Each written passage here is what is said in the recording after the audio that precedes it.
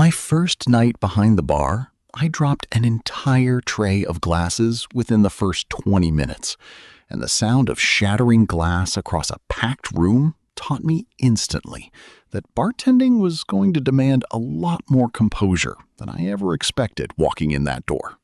I'd taken the bartending job because a friend said the tips alone could cover my rent, and having zero experience pouring a single drink didn't stop me from confidently telling the owner during my interview that I was a fast learner who thrived under pressure. Training consisted of one overwhelmed senior bartender showing me maybe 15 drink recipes in under an hour, speaking so fast I could barely keep up, before telling me the real training would happen once actual customers started arriving that night.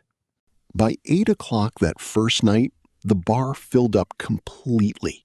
And I remember standing there frozen for a moment as 5 different people shouted their orders at once, realizing nobody had actually taught me how to prioritize chaos like that.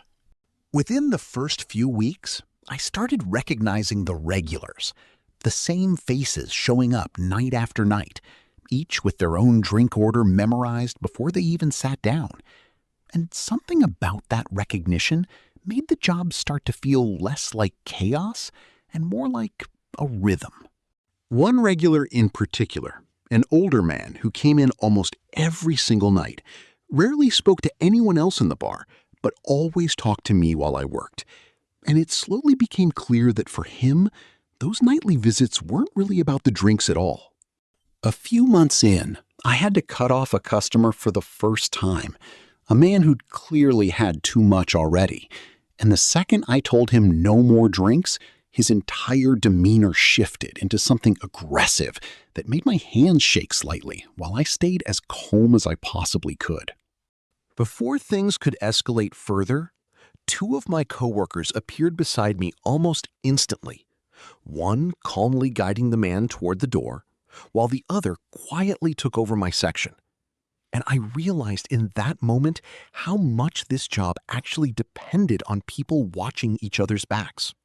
That incident taught me to start watching body language the second someone walked in, noticing who was already unsteady, who seemed upset before they'd even ordered, and who just needed someone to talk to more than they needed another drink in front of them.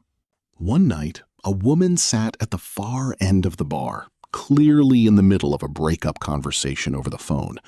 And after she hung up, she just sat there quietly for a long moment before I slid a glass of water toward her without saying a word, which seemed to be exactly what she needed. Beyond the emotional side of it, the physical toll of the job surprised me too. 12-hour shifts on my feet, constantly lifting heavy kegs, and by the end of most nights, my lower back ached in ways I genuinely hadn't experienced before that year behind the bar. Over time, I started noticing patterns I hadn't expected. The same few regulars showing up drunker each week, celebrations that quietly turned into something closer to dependency. And I began wondering uncomfortably how much of a role my job actually played in some people's harder nights.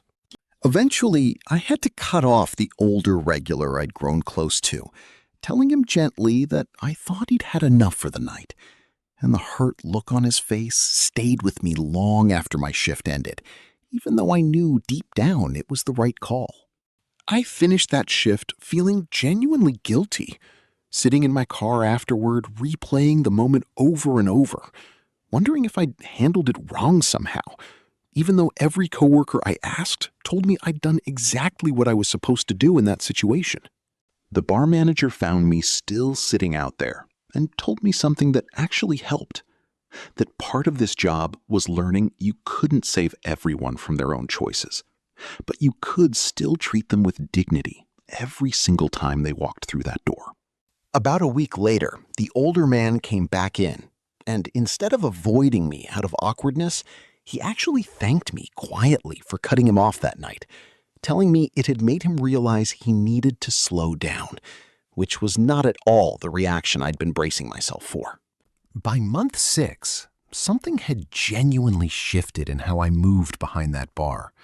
drinks coming together almost automatically, my hands finally steady during even the busiest rushes.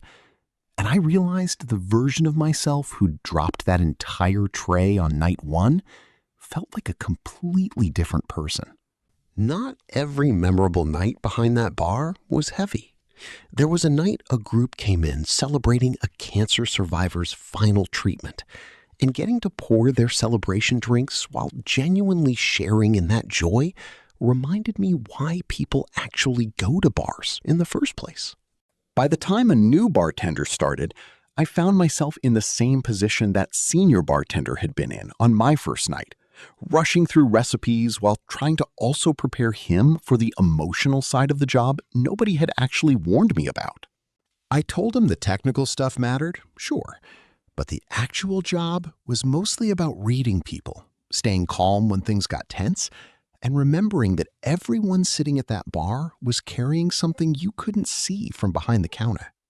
One of the hardest nights came near the end of my year there, closing up alone after a man had gotten into a shouting match with his partner right at the bar, and cleaning up that tension-filled space by myself afterward felt heavier than any physical task the job had thrown at me.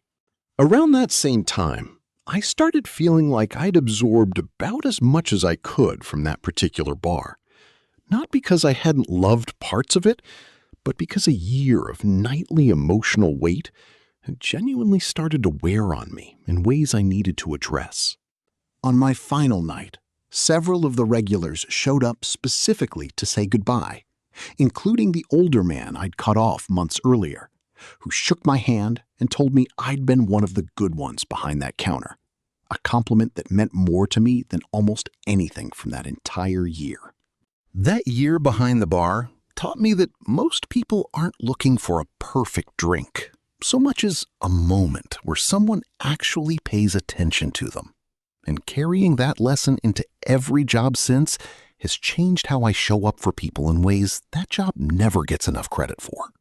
These days, whenever I'm dealing with someone who seems short-tempered or distant, some part of me still remembers that year behind the bar, and I try to extend the same patience to strangers now that I learned to extend to people at 2 a.m. over a drink.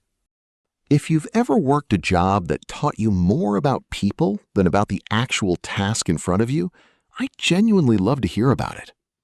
If this story meant something to you, hit that like button and follow along, because every stick has a story, and there's a new one coming every week.